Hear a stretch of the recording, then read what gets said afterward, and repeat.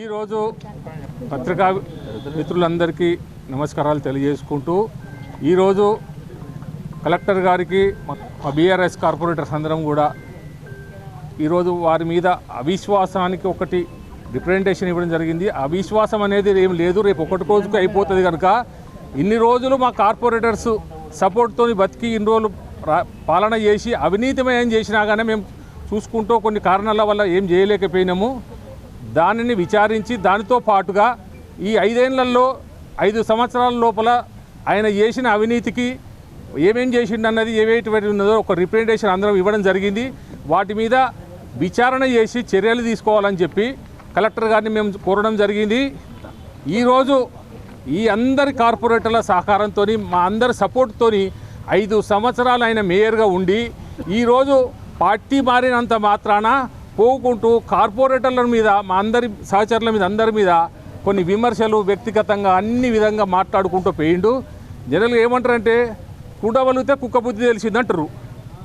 కానీ ఈ వ్యక్తి విషయంలో కుక్కల జాతి కూడా నమ్ముతలేదు. అంటే కుక్కలు కూడా సిగ్గుపడే విధంగా చేసినటువంటి వ్యక్తినే ఈరోజు ఈయన మీద కుక్కలు కూడా ఒకటై వీధి కుక్కలు కూడా ఇంటికి పోయి మీద పడి చేసేటటువంటి పరిస్థితి ఏర్పడ్డది. ఆ వ్యక్తి మారుతలేడు. ఆయన చేసింది ఆయన సంపాదన లేనిది, ఆయన ఏం వ్యాపారం చేసిండు. ఈరోజు కరీంనగర్ నగరపాలక సంస్థను పెట్టుబడిగా పెట్టి వ్యాపారం చేసి దాని మీద ఇన్ని 100 కోట్లు సంపాదించిండు.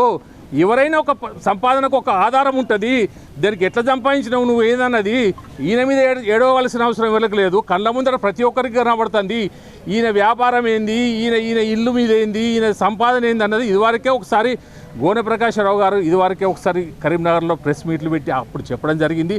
ఆ రోజు ఎందుకో వివరణ ఇవ్వలేదు. మరి నువ్వు ఈరోజు వ్యక్తిగతంగా అందరి మీద పడి ఏడుస్తున్నావు. నువ్వు నీ బుద్ధి ఏందన్నది మొత్తం కరీంనగర్ ప్రజలందరికీ తెలిసిపోయింది. పోయేటప్పుడు కుక్క బుద్ధి. నీకున్న ఏదైనా వ్యాపారం చేయాలన్నా కాంట్రాక్టులు చేయాలన్నా ఏదైనా చేయాలంటే ఒక ఎక్స్పీరియన్స్ సర్టిఫికెట్లు కొన్ని సర్టిఫికెట్లు ఉంటాయి. నువ్వు చేయాలంటే నీకున్న సర్టిఫికెట్ ఏంది? ఎవరిని నమ్మితే వాళ్ళని ముంచడము, ఆ పార్టీలు మారడము, అధికారం రాగానే వాళ్ళ దగ్గరికి పోవడము, వాళ్ళ దండం పెట్టుడు, కాలు మొక్కుడు, కారు డోర్లు ఏ విధంగా తీయడము, ఎంబడి ఉండి ఆ ప్రశంసలు అందులో నీకు సర్టిఫికెట్ ఉన్నది. ఆ సర్టిఫికెట్ ఇప్పటి వరకు మన దేశంలో ఉన్న రాజకీయ నాయకుల దగ్గర ఎవరి దగ్గర లేదు. ఆ సర్టిఫికెట్ నీకున్న సర్టిఫికెట్ ఏకైక వ్యక్తివి నువ్వు ఒక్కరివే. నిన్ను తీసుకున్న పార్టీ బీజేపీ పార్టీ ఏదైతే ఉన్నదో బండి సంజయ్ కుమార్ గారు వారొక నేషనల్ లెవెల్ లీడర్ అయ్యారు. వారొక ఫైర్ బ్రాండ్గా ఒక ముద్రపడి అన్నీ చేసి ఉన్నారు. ఈ వ్యక్తిని తీసుకొని ఆయన నిప్పు లాంటి లెక్క ఉన్న మాటలతో ఇచ్చేసి ఇవాళ పార్టీని ఈ లెవెల్కి తీసుకొచ్చింది అనుకుంటే నువ్వు నీరు లాంటి వ్యక్తివి. చాప కింద నీరు లెక్కపోయి ఆయన నిప్పును మొత్తం కరగబెట్టేసి మొత్తం సమాప్తం చేసేదాకా నువ్వు వదలవు. నీకు ఇదే లాస్ట్ పార్టీ, ఆఖరి పార్టీ. నీకు ఇంకా ఏది నీకు జన్మ అంటూ ఉంటే ఇంకా నీకు భూమి మీద నీకు ఏ పార్టీ కూడా తీసుకోని అయితే మేమైతే అనుకుంటున్నాము.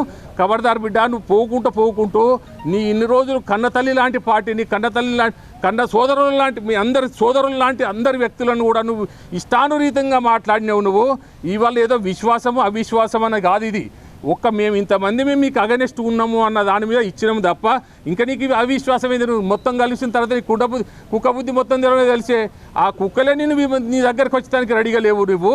నువ్వు అటువంటి వ్యక్తివి. నువ్వు ఏ రాజకీయ పార్టీకి కూడా పనికిరాని వ్యక్తివి.